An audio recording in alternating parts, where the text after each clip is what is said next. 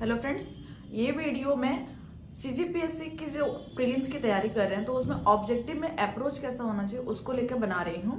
कई लोग ऑब्जेक्टिव की तैयारी तो करते हैं पर उसका बेनिफिट उनको नहीं मिल पाता। रीजन ये है कि ऑब्जेक्टिव हम क्या करते हैं, बनाते हैं, फिर सीधे उसके आंसर देख लेते हैं। तो इससे हमारे माइंड में उस क्वेश्चन को लेकर कोई एनालिसिस नहीं हो पाता और साथ ही अगर कोई क्वेश्चन नहीं बना है तो उस पे उसको लेकर जो हमारे मन में एक बनना चाहिए कि ये क्वेश्चन मेरे से क्यों नहीं बना था, अच्छा इसका आंसर ये है, ये सोच के अपना जो याद हो जाए वो चीज, उस टाइप से अप्रोच करना चाहिए। तो जब भी आप सीजीपीएससी प्रीलिम्स में या फिर किसी भी कॉम्पिटिशन एग्जाम के अगर ऑब्जेक्टिव की तैयारी कर रहे हैं तो उसमें आपका अप्रोच ये होना चाहिए कि आप या तो 50 क्वेश्चन की एक लिस्ट ले लो, उसके बाद आप एक अलग से सीट में 50 क्वेश्चन जैसे हैं तो सब में 1 2 3 ऐसे करके नंबरिंग कर दें और 50 ऑब्जेक्टिव जब आप सॉल्व करेंगे तो अपनी उस दूसरे वाले पेपर में या तो 1 का ए, 2 का सी, 3 का बी, इस टाइप से आप एक नंबरिंग करते जाए। फिर जैसे आप 50 क्वेश्चन कर लिए, आप चाहें तो इसके लिए 100 क्वेश्चन भी कर सकते हैं। लाइक आप एक जब टेस्ट देते हैं उसकी बात है, लेकिन टेस्ट हमेशा हम दे नहीं पाते, लेकिन डेली आपको ऑब्जेक्टिव बनाना ही है, इसीलिए मैं ये चीज बता रही हूँ।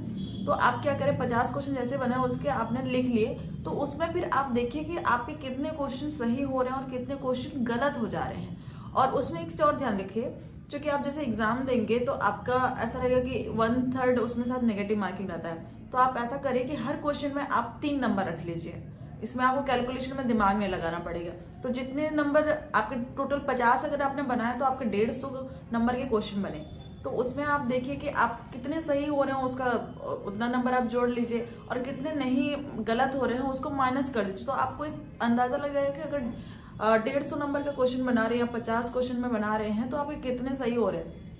इससे एक्यूरेसी का पता चलता है, क्योंकि जब आप प्रीलिम्स देने जाएंगे तो अभी जो कटअप का जिस टाइप से ऊपर नीचे होता है तो उसमें हम बोल नहीं सकते कि हमें कितना अटेम्प्ट करना है, इससे ही हो जाएगा। यानी कि 60 अगर मैंने एक्यूरेसी के साथ बनाया तो मेरा हो जाएगा, 70 मैंने बनाया, 80 बनाया लेकिन एक्यूरेसी नहीं है तो नहीं हो पाएगा।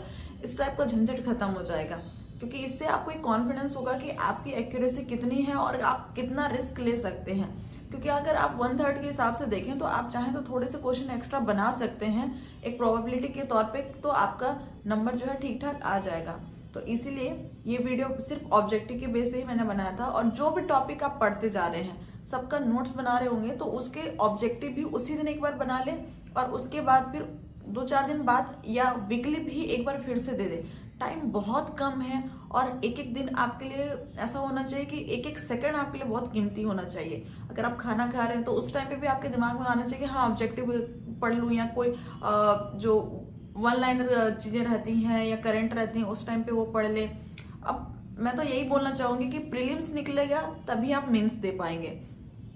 तो इसलिए प्रीलिम्स को भले आप पहले अटेम्प्ट करके आप प्रीलिम्स क्लियर कर चुके हो, फिर भी ये मान के चलिए कि प्रीलिम्स बहुत बड़ी चीज है जिसको आपको क्रैक करना है, तो उसके लिए आपको मेहनत करनी ही पड़ेगी।